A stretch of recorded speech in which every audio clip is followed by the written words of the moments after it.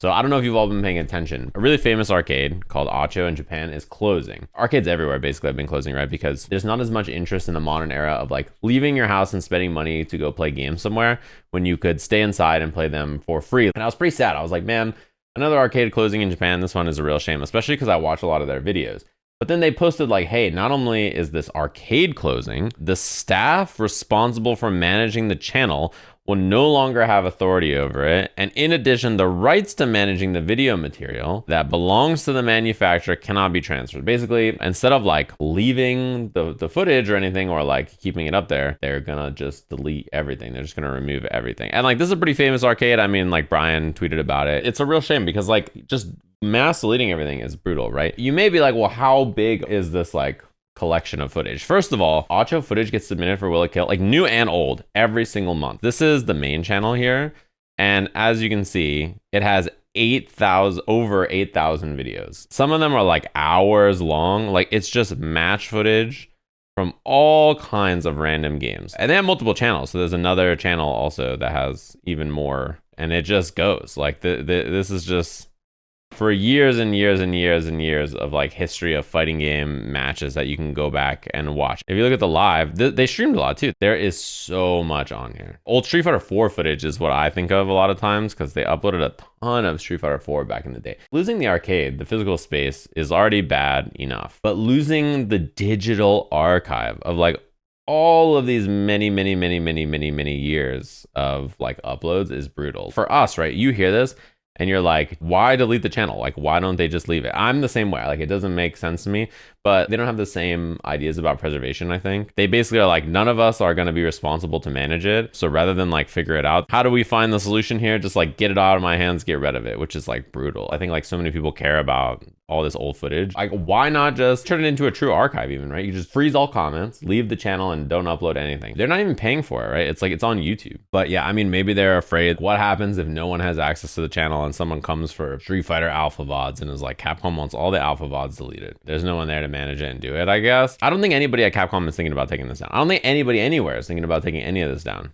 But I just gave an example. And I think that's like the kind of thinking that they have probably. A lot of people called it like the burning of the Library of Alexandria, basically. Like it's kind of that effect. Like I think so many people care about this archived footage. I don't know what like the total duration is of all their videos, but it's like an immense amount. And this goes back for forever. Like look at how long they've been uploading stuff. This is 15 years ago. I don't know when the channel is like gonna go down, but like it's probably such a difficult rip to do too. End of February is like a pretty doable time frame. Probably if you're gonna start. And this is brutal though. It is a real shame, and this is gonna happen more and more. I think it's like more and more likely as time goes on, stuff like this is easier to lose the time. You know how it is. Like I don't remember things about fighting games I played like weeks ago. Like if I asked you questions about vanilla Street Fighter 6, what the characters were exactly like in this game, like that was 2 years ago. You probably wouldn't remember anything. So think about all these years and years and years of footage that's going back 15 years. You forget so many things about fighting games. Like when I sit down and play a game I haven't played in a while, I'm like, oh my God, I forgot that this was like this. I forgot that this movie even like did this, or this existed, or they buffed it, or they did that, right? And like not being able to go back and look at all this. I wish there was a way to like convince them that they should just put a 24-hour a-cho stream up on like Twitch or YouTube or something. Use whatever money they create from it, like whatever the AdSense is, to like pay for the footage. You know what I mean? Like do something like that. Like there simply must be a way. It's easy to do actually, I think.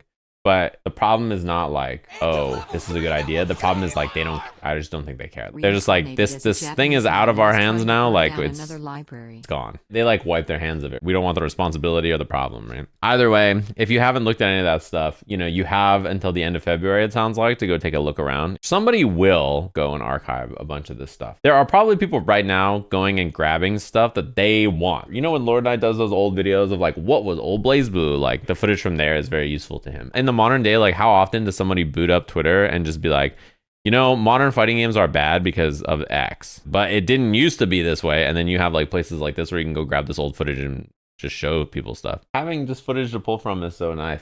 I realized how annoying it was when like, I don't know if there's any footage of the location test of Ultra Street Fighter 4. I was like thinking about that in regards to Elena the other day. So many things that like we just don't have footage of. I wanted to talk about Launch Scorpion, but like Launch Scorpion footage is so few and far between. He came out and everybody was mad at him and then he got patched pretty quickly, right? And so much of it is like me being like, Yeah, so here's what it looked like now. It used to do this. It's pretty disheartening in a lot of ways. Yeah, having Edition Select in Street Fighter 4 is very nice for that reason. But I don't even know if it's perfect or not. I don't remember. I'd be surprised if it was perfect. Even thinking about something like that for Street Fighter 5, right? Like there was no Edition Select for Street Fighter 5, where there was so many patches. There was like all the patches from each season and half season. It's not like, oh, let me easily show you the problem with Abigail in season 3 of the game when there was like 3 in Evo Japan top 8 or whatever it was.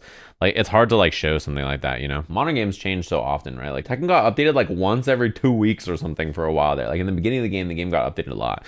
And like remembering each version of the game and like how stuff works, unless you have like footage that's like, look at this. This is how this worked in this version of the game. You can't remember, like not even maliciously, or you just don't know. You're like, how did this work? Like I gotta go back and look, and then you just can't. You can't find footage of it, right? And you're like, damn. I'm sure a lot of you remember fighting games really fondly when it's like you playing with friends or you playing a version of the game where your character is really fun or good. If your character is bad in a version, or like nobody you know is playing the game, you don't have any friends to play with, or your offline scene isn't around, you know, you're gonna be like, this patch sucks. Even if like the changes in it are quality, right? Whatever game you learn fighting games on, you probably have very fond memories of as well for the same reason. You guys know Tone. He started playing Tekken on the Leroy patch. Basically at the worst point the game you could start playing it. Leroy was so messed up in that version and they had to like patch the game. I think that's like the point of the game actually that a lot of people probably stopped playing. But I mean, he has fond memory. He likes Tekken 7. Whereas like a lot of people, you ask him about Tekken 7 and they'll be like, bro, this Leroy shit.